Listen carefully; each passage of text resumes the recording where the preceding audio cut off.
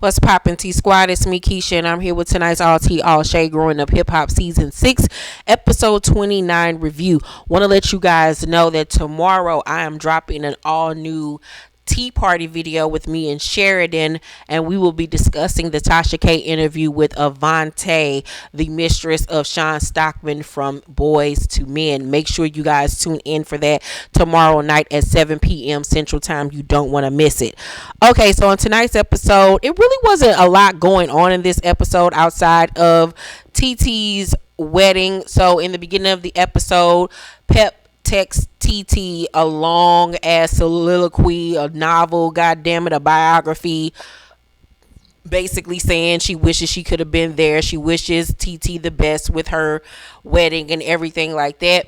But TT does not want to read it because she wants to just focus on her wedding and her husband. And of course, nobody want to bring up all of those emotions and stuff on their wedding day. It's supposed to be about joy and happiness and not about a bunch of family shenanigans. So her mother reads it to herself, and her mother was like, it should have been more heartfelt and not professional, but at least she reached out or whatever. So after a while, TT decides to read the message, and she actually likes what she reads, but she feels like Pepper didn't write it at all, because Pepper doesn't even send long ass text messages like the one that was sent. Regardless of if somebody helped her write it or whatever, at least she reached out to you, and at least she tried. It would have been better if she would have did this beforehand, but at least she tried, and at least she reached out to you. The whole situation is just a mess.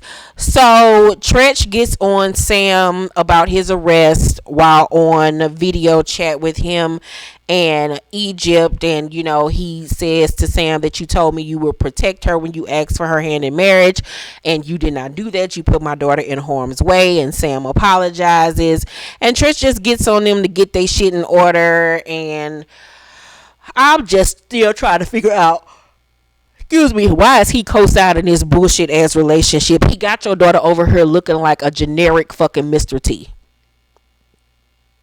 He literally has your daughter turning into the nigga that he always wanted her to be. And I don't understand why nobody else sees that. But okay, whatever.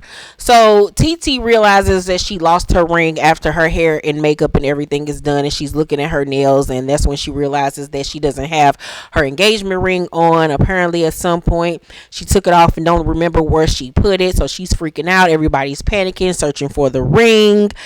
And she then goes to blame Sean because she told him to have the ring insured and he didn't get the ring insured. So because she lost her ring, it's now his fucking fault because the ring ain't fucking insured. I'm like, this girl always figure out a way to make everything Sean's fucking fault. Like, I don't know if she was just kidding or what, but regardless, like, I'm tired of TT and this overbearing ass, hand that rocks the cradle misery ass attitude that she got. Like, girl, this ain't a Stephen King movie. Calm your ass the fuck down.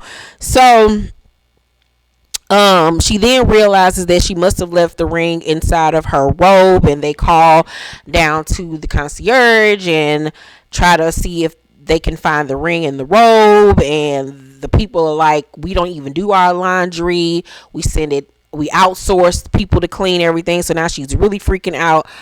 It's time for the wedding. They're running late now. We get a glimpse at the reception room, and when we see the reception hall, I'm like, why didn't they just get married in there? I've seen weddings where literally the guests are sitting at their tables. The bride walks down the center aisle that is made. There's an altar there.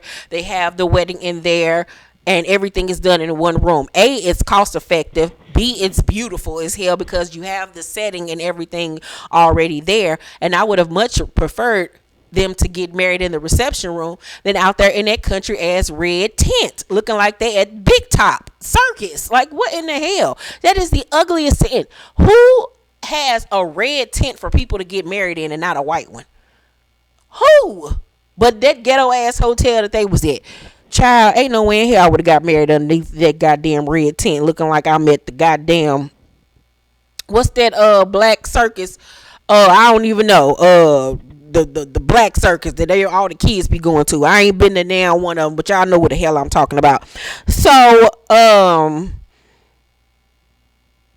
At this point, they're an hour late to the wedding. Everybody's wondering where they are. Everybody's growing impatient. Sean tells her cousin Chris that he told her that the ring would be insured until that Monday, so don't do no fuck shit. But obviously she did.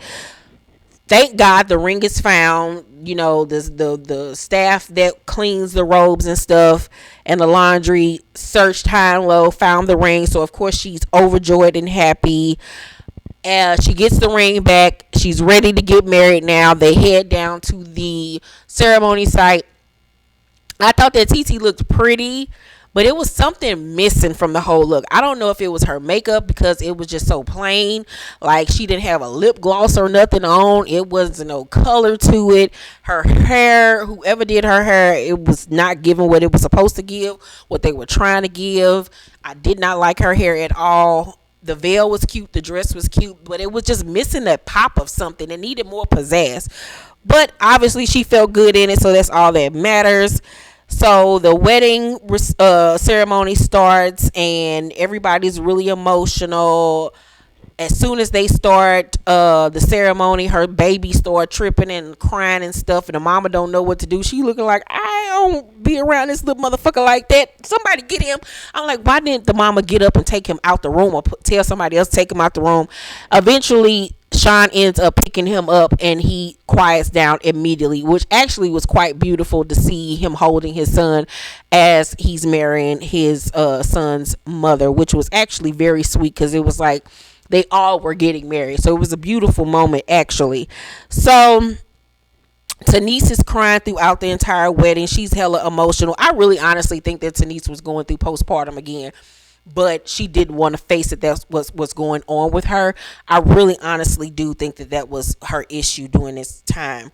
So they do their vows. It's really sweet, and they head down to the reception room, and all I could think about was when they was walking down the aisle heading out is the photos of that red ass tent in the background.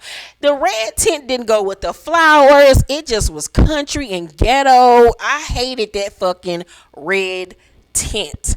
So at the reception, everybody's having a great time. Maureen reads the letter that Peppa sent to TT in front of everybody. Sean just shake his head like, I can't believe she reading this shit out loud. TT just sitting there all stoically with kind of like a resting bitch face, but kind of acting like she give a damn, but really don't. I don't understand why she read that out loud to everybody. It wasn't the time or the place, Maureen. Like, sit down. Have several, ma'am. Chris at the reception flirting with Bree. Chris is TT's cousin. Bree, of course, is enjoying this because she's attracted to him and she wants him to give it to her the long way. Jojo, Sean, and Tanice meet Lil Twist's new girlfriend named Maya, but mind you, he's still seeing other girls. She a cute little girl. She remind me of Janae Aiko, just not half black. I'm not surprised by it. You know, these niggas love to date anything other than a black girl, but she's cute for what it is. Sean says that Pep needs to make the next phone call and work this shit out amongst the family or whatever. And Jojo tells Tanice that he has a surprise for her. She just lights up. She's so excited, so happy. And in her confessional, you could just tell she wasn't feeling good about herself. You could tell she wasn't feeling good about her body. And she was just really emotional and was saying that she realized at this point that she needs to fight for her marriage. Like I said, I really think that it was postpartum that she was going through. TT at the end of the episode talks to her cousin Chris and says that she will give Peppa a call so they can talk and figure this whole thing out.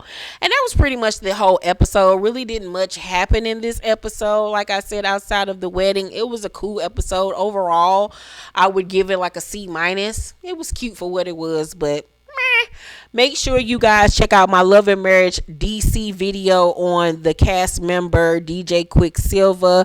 He apparently 3 years ago ambushed his co-host on the air, and it was quite messy. It was a lot of stuff going on behind the scenes with the whole thing. Quicksilver will be on the upcoming season of Love and Marriage DC, which is a spinoff of Love and Marriage Huntsville. Check out all my behind the scenes tea and spill the tea videos that I dropped this week. And like I said, tomorrow, make sure you guys tune in to me and Sheridan's episode of Tea Party, where we'll be discussing Tasha K's interview with Sean Stockman from Boys to Men, Mistress Avante. It is going to be juicy. And Saturday I have a new episode of Behind the Scenes Tea dropping as well. Love you guys. Make sure to thumbs up this video, like and subscribe, and hit that notification bell button. I love you, and I will see you on the next video. Bye.